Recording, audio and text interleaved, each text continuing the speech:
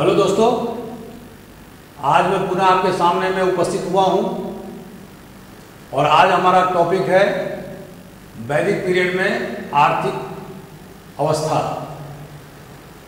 इसके पहले मैंने 3 वीडियो बनाए हैं जिसमें कि वैदिक पीरियड की राजनीतिक, सामाजिक और धार्मिक अवस्था के बारे में आपको बताया गया है। हमने इसका कंपैरेटिवली मतलब तुलनात्मक अध्ययन किया कि ऋग्वैदिक पीरियड में क्या व्यवस्था थी और उसके बाद में लेटर वैदिक पीरियड में क्या क्या परिवर्तन आए। इसको रेखांकित करते हुए मैंने राजनीतिक, सामाजिक और धार्मिक अवस्था के बारे में पहले ही आप लोगों को बता दिया है। अब मैं आर्थिक अवस्था के बारे में बताना चाहता हूं और आज का टॉपिक है द इकोनॉमिक कंडीशन ऑफ वैदिक पीपुल। तो इस टॉपिक पर पुनः हम इसको 2 भाग में विभाजित करेंगे, ऋग्वैदिक पीरियड और लेटर वैदिक पीरियड। ऋग्वैदिक, जैसा कि आपको मालूम है कि ऋग्वैदिक पीरियड में जो पीरियड है वो 1500 बीसी से लेकर के 1000 बीसी तक है और लेटर वैदिक पीरियड में जो पीरियड है, जो काल है, वह 1000 बीसी से लेकर के 600 बीसी तक है। तो आइए चलते हैं आर्यन्स की आर्थिक अवस्था ऋग्वैदिक पीरियड में क्या थी इसके बारे में जानते हैं। तो सबसे पहले हम देखते हैं कि जब आर्यन्स उत्तर पश्चिमी क्षेत्र में हिंदुस्तान में आए, सेंट्रल एशिया से आए एवं ईरान से आए, तो उनकी जो आर्थिक व्यवस्था थी वो घुमंतु की थी, मतलब वो पेस्टोरल थे, PASTORAL, मतलब वो एक जगह से दूसरे जगह जाते थे, घूमते थे, क्योंकि उस समय उनकी जो आर्थिक गतिविधियां थी वो पशुपालन पर केंद्रित था, जिसका उल्लेख हमें ऋग्वेद से मिलता है और ऋग्वेद में 176 बार 176 बार गाय शब्द का उपयोग किया गया है। तो इसे समझ सकते हैं कि उनके जीवन में गाय का क्या महत्व था, क्योंकि जो उनका जो प्रतिदिन की जो जिंदगी थी, रोजमर्रा की जो जिंदगी थी, वो दूध, घी और जौ मतलब बार्ले के सेवन पर निर्भर करता था। और उस पीरियड में वो इन मवेशियों के, जैसे कि बहुत सारे इतिहासकारों का मत है कि इन मवेशियों के मांस भी खाते थे, मीट भी का भी उपयोग करते थे। तो इस पीरियड में जो उनकी स्थिति थी वो पेस्टोरल थी, मतलब एक जगह से दूसरे जगह खाना बदोश की जिंदगी जिसे हम कहते हैं। और जो उनकी आर्थिक गतिविधियां थी वो पशुपालन पर केंद्रित थी। इसके बाद हम चलते हैं कि इन पशुओं में सबसे ज्यादा महत्व किस पशु को मिलता था, तो हॉर्स, घोड़ा। और कुछ इतिहासकारों का मत है कि जब आर्यन्स नॉर्थ वेस्टर्न इंडिया में आए तो उन्हें एक विकसित सिविलाइजेशन, सभ्यता, माने इंडस वैली सिविलाइजेशन या हड़प्पन सिविलाइजेशन जिसे कहते हैं, उनसे उनका मुकाबला हुआ। और चूंकि आर्यन्स लोग घोड़े का उपयोग युद्ध में किया, वो घोड़े का उपयोग युद्ध में करना जानते थे, इसलिए वो इंडस पीपुल को या सैंडल सभ्यता के लोगों को हरा पाए। क्योंकि आर्कियोलॉजिकल एक्सकैवेशन से हमें पता चलता है कि हड़प्पन लोग या मोहनजोदड़ो के लोग घोड़े के उपयोग से भिज्ञ नहीं थे, जानते नहीं थे। तो इसलिए जो उनकी जीत हुई उसमें सबसे ज्यादा योगदान युद्ध में घोड़े का उपयोग था। इसके बाद चलते हैं कि जो आर्यन्स, माने ऋग्वैदिक पीरियड के जो आर्यन्स थे वो हल का उपयोग तो करते थे, माने प्लॉशेयर का उपयोग करते थे, लेकिन जो उनका फरो होता था, जो जिसका फल निकला, जिसको बोलते हैं जो जमीन में धंसता है, जिससे कि जमीन की खुदाई होती है, उसको फरो बोलते हैं, वो लकड़ी का बना हुआ होता था। क्योंकि इस समय तक आर्यंस को या ऋग्वेदिक पीपुल को के लोगों को लोहे के उपयोग के बारे में नहीं मालूम था। हालांकि लोहे के बारे में वो जानते थे, लेकिन लोहे का किस प्रकार से उपयोग किया जाए, खेती में उपयोग किया जाए, इसकी जानकारी उन्हें नहीं थी। और जो ऋग्वेद से हमें जानकारी मिलती है, तो उस आधार पर हम कह सकते हैं कि जो हल का उपयोग, जो जमीन को खोदने के लिए जो हल का उपयोग आर्यंस के द्वारा या ऋग्वेद के काल के लोगों के द्वारा किया गया, उसमें लकड़ी का उपयोग हुआ, लोहे का उपयोग फौरों में नहीं किया गया। और इसका रिजल्ट यह है कि चूंकि आप जानते हैं कि लकड़ी ज़्यादा गहरी जुताई नहीं कर सकता है, और उसके कारण से जो इनका एग्रीकल्चर था, मैंने कृषि जो था, वो बहुत ही प्रिमिटिव स्टैंडर्ड का, मतलब प्राथमिक स्तर का एग्रीकल्चर था। तो इस तरह से एग्रीकल्चर ऋग्वेदिक काल में सेकेंडरी, मतलब द्वितीय स्थान था उसका। और इसका परिणाम यह था कि सरप्लस, मतलब अतिरिक्त अनाज का उत्पादन ऋग्वेदिक पीरियड के लोग नहीं कर पाते थे। इसका एक रीजन और भी बताता हूं कि जब भी ऋग्वेद के ऋचाओं में पुरोहित को दान देने का उल्लेख मिलता है, तो वह दान पशुओं के दान या जो महिला गुलाम होती थी उसको दान देने के रेफरेंस में इसका उपयोग हुआ है। मतलब अभी जमीन के बारे में, प्राइवेट पोजेशन ऑफ लैंड के बारे में जो अवधारणा है, जो आज की तारीख में भी प्रचलित है, वो अवधारणा अभी तक ऋग्वेदिक आर्यंस को नहीं मालूम था। तो लैंड का पोजेशन भी इनके लिए सेकेंडरी था। इस काल में हम ये भी जानते हैं कि कुछ कुछ जो कारीगर हैं, जैसे कि वीवर जो बुनकर हैं, या जो कारपेंटर मतलब बढ़े हैं, या पॉटर मतलब जो कुम्हार जो बर्तन बनाने का काम करते हैं, तो इस प्रकार के जो कारीगर की उत्पत्ति इस पीरियड में हो चुकी थी, और इसके पर्याप्त प्रमाण हमें मिलता है। इसके अलावा एक शब्द आयाज, AYAS का उपयोग हुआ है, जिसका मतलब ब्रॉन्ज या कॉपर। कॉपर मतलब तांबा, और ब्रॉन्ज मतलब पीतल। इसका इस शब्द का उपयोग हुआ है, और इसका अर्थ है कि ऋग्वेदिक लोगों को इस धातु के बारे में जानकारी थी। इसी तरह से हिरण्य मतलब सोना, स्वर्ण, इस शब्द का भी उपयोग ऋग्वेद में हुआ है। तो इसका मतलब यह हुआ कि तांबा, पीतल और सोना के बारे में इन्हें जानकारी थी।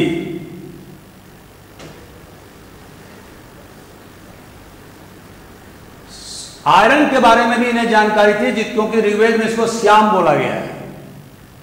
लेकिन दोस्तों, ये आयरन मतलब लोहे के बारे में जानकारी तो रखते थे, लेकिन इसका उपयोग कैसे होगा इसके बारे में इन्हें जानकारी नहीं थी। एग्रीकल्चर एक्टिविटी में या इकोनॉमिक एक्टिविटीज में आयरन का इस्तेमाल या लोहे का इस्तेमाल कैसे होगा, इसकी जानकारी इस काल के लोगों के पास में नहीं थी। और इसीलिए जो इनकी जो कृषि थी वह पूरी तरह से प्रिमिटिव अवस्था में थी, मतलब प्राथमिकी अवस्था में थी, क्योंकि एग्रीकल्चर में कोई ज़्यादा विकास नहीं हुआ, और उनका जो आर्थिक क्रियाकलाप था वो टोटल पूर्णतया पेस्टोरल था। एक जानकारी और बताना चाहता हूं कि इस काल में बार्टर सिस्टम मतलब लेन देन की प्रथा चालू थी और करेंसी मतलब रुपये पैसे का प्रचलन नहीं था और न उसका सर्कुलेशन होना पाया गया था। तो इस तरह से हम देखते हैं कि ऋग्वैदिक पीरियड में जो जो आर्थिक गतिविधियां हुई, उनकी आर्थिक स्थिति क्या थी, इसके बारे में हमने अभी बताया आपको। अब चलते हैं लेटर वैदिक पीरियड के समय। दोस्तों, जो ऋग्वैदिक पीरियड, लेटर वैदिक पीरियड के बारे में जो हमें जानकारी मिलती है, जैसा कि मैंने पहले के लेक्चर में बताया था, वो जानकारी हमें यजुर्वेद, सामवेद और अथर्ववेद, ये जो तीनों बाद के वेद हैं, इनसे हमें जानकारी मिलती है। और इस जानकारी के आधार पर हम लेटर वैदिक पीरियड के जो आर्यन्स थे, उनके आर्थिक क्रियाकलापों के बारे में जानकारी प्राप्त कर सकते हैं। और पहली जानकारी क्या है कि the Aryans now lived A sedentary life. जिस तरह से ऋग्वैदिक पीरियड में वो घुमंतू का जीवन व्यतीत करते थे, अब वो समाप्त हो गया और वो एक जगह रहने लगे, एक जगह बसने लगे और एक स्थायित्व निवास उनका होने लगा। इसके बाद में अभी इस पीरियड में भी आर्यन्स के द्वारा बहुत सारे जानवरों, एनिमल्स का पालन किया जाता था, दूध निकालने के लिए, मांस का उपयोग करने के लिए। लेकिन इस पीरियड में उनके द्वारा जो जमीन का जो कल्टीवेशन है, जो जमीन की जो जुताई है, जो खेती है, वो बहुत बड़े पैमाने पर शुरू उनके द्वारा किया गया है और जिसके एविडेंस हमें मिलते हैं। खेती करने के जो उनके साधन थे वो थोड़ा विकसित हुए और उन्होंने बड़े पैमाने पर खेती करना शुरू किया। एक और पॉइंट है कि अभी भी आर्यन के द्वारा पशुओं की देखभाल, उनको रखने का काम किया जाता था। बड़े पैमाने पर वो रखरखाव की व्यवस्था करते थे और अभी भी उनका जो धन का जो मतलब मूवेबल प्रॉपर्टी, मतलब जिसको चलित धन बोलते हैं, वो पशु ही था।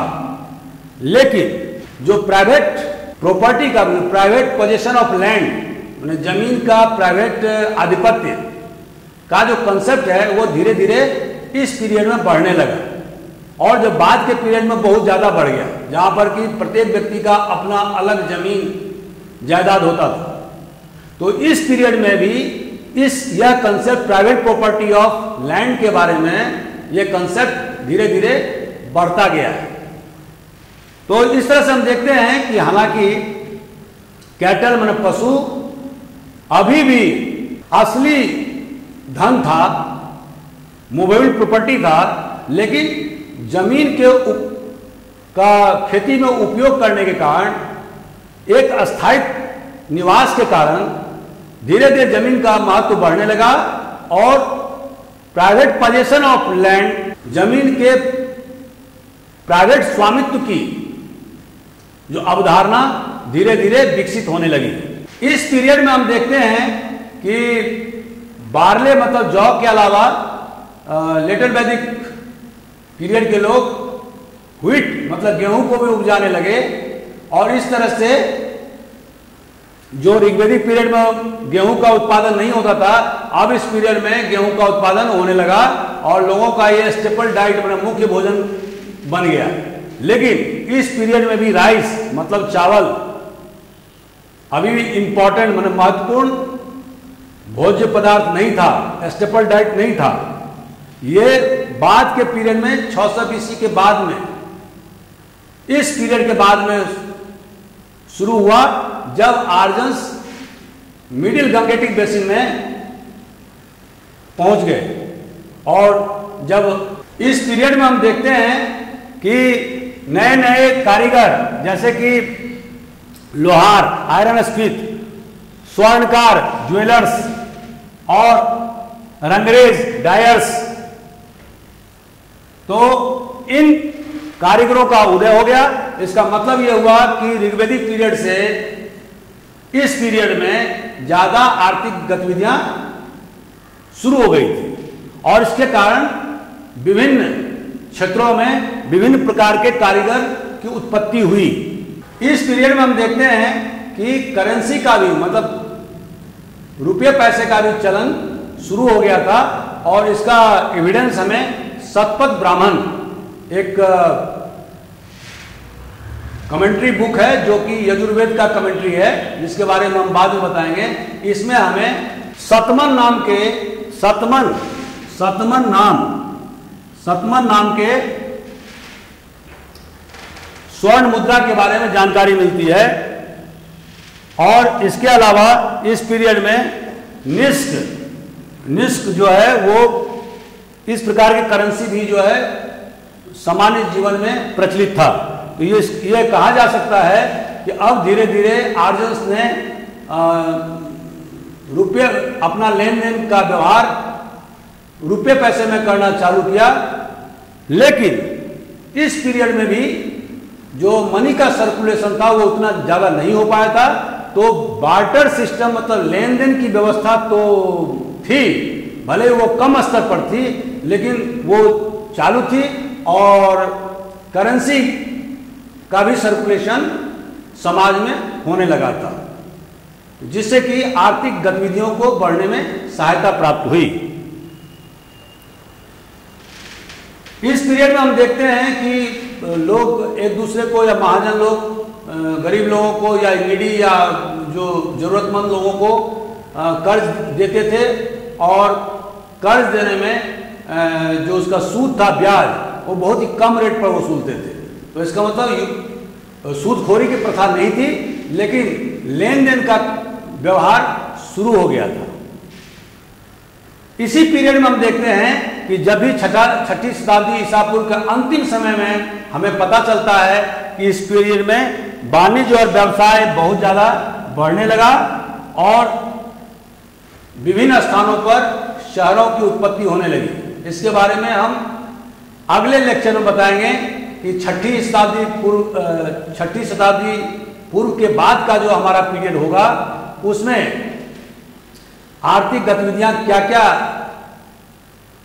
थी और वैदिक पीरियड से क्या क्या परिवर्तन आए, यह हमारे अगले टॉपिक का विषय वस्तु रहेगा। और इसी में हम बताएंगे कि किस प्रकार से नॉर्दर्न इंडिया में 16 जनपद की स्थापना हुई और कैसे धीरे धीरे मगध जो आजकल पटना को कहा जाता है जिसकी राजधानी पाटलिपुत्र हुआ करती थी, उसके पहले राजगृह थी, तो वो किस तरह से विस्तारवादी नीति अपनाते हुए पूरे हिंदुस्तान पर कब्जा किया, इसके बारे में हम आपको बताएंगे अगले लेक्चर में। आज के लिए मैं इतना ही बता देना चाहता हूं कि इस पीरियड के आते आते माने खत्म होते होते समाज में आर्थिक उन्नति तेजी से होने लगा, वाणिज्य और व्यवसाय बढ़ने लगे, शहरों का विकास तेजी से बढ़ा और इसके बाद एग्रीकल्चर मतलब कृषि भी बहुत मजबूत होने लगा, क्योंकि इस समय तक आते आते आर्यंस ने लोहे का उपयोग करना, फरों में लोहे का उपयोग करना सीख लिया था और इसके कारण से जो कृषि की उत्पादकता थी वो बहुत ज्यादा बढ़ गई थी और जिसके कारण से बहुत ज्यादा सरप्लस होने लगा और जब सरप्लस होने लगा तो सभ्यता का विकास, टाउन का विकास, शहरों का विकास, वाणिज्य व्यवसाय का विकास उत्तरोत्तर तीव्र गति से बढ़ने लगा। तो इसके बारे में हम बाद के लेक्चर में बताएंगे। अभी हम आज के टॉपिक में इतना ही तक अपने आप को रिस्ट्रिक्ट करते हैं, लेकिन इस टॉपिक को खत्म करने से पहले मैं आपको पॉटरी के बारे में बता देना चाहता हूं कि लेटर वैदिक पीरियड में कौन कौन से पॉटरी जो महत्वपूर्ण पॉटरी थे वो क्या क्या थे, क्योंकि ये पीटी में भी प्रीलिम्स की एग्जामिनेशन में क्वेश्चन पूछे जा सकते हैं। तो सबसे 4 प्रकार के पॉटरी थे। पहला ब्लैक एंड रेड वायर, दूसरा ब्लैक स्लिप्ड वायर, तीसरा पेंटेड ग्रे वायर जिसको PGW बोलते हैं, और चौथा रेड वायर। ये 4 प्रकार के पॉटरी प्रचलन में थे। और जो ब्लैक एंड रेड वायर है उसका उपयोग कौशल के आम जनता के द्वारा, वहां के नागरिकों के द्वारा किया जाता था 600 BC के समय में। और जो PGW मतलब पेंटेड ग्रे वायर जो बर्तन या पॉटरी का उपयोग उत्तर भारत में बहुत लार्ज स्केल पर इसका उपयोग किया गया है। और इसका उपयोग बर्तन में, खाने पीने के बर्तन में इसका उपयोग होता था, बर्तन के लिए उपयोग होता था। इसके साथ साथ जो यज्ञ होते थे या राइचुअल्स होते थे तो उसमें भी इसका उपयोग किया जाता था। तो इस तरह से ये 4 जो पॉटरी के भाग हैं उसके बारे में भी आपको पूछा जा सकता है। तो इसीलिए हमने इस चीज को इसमें जोड़ा है, क्योंकि जो लेटर वैदिक पीरियड में जो इसका एक्सकैवेशन मतलब उत्खनन के द्वारा जो 4 प्रकार के जो पॉटरी मिले हैं, वो पहला है ब्लैक एंड रेड वायर, दूसरा ब्लैक स्लिप्ड वायर, तीसरा पेंटेड ग्रे वायर और चौथा रेड वायर। तो इसके बारे में दोस्तों आपको थोड़ा सा जानकारी होना चाहिए। तो आज के इस वीडियो में मैं अपनी बात यहीं तक समाप्त करता हूं। इसके बाद में कल पुनः दूसरे टॉपिक पर हम आपसे चर्चा करेंगे। Thank you very much.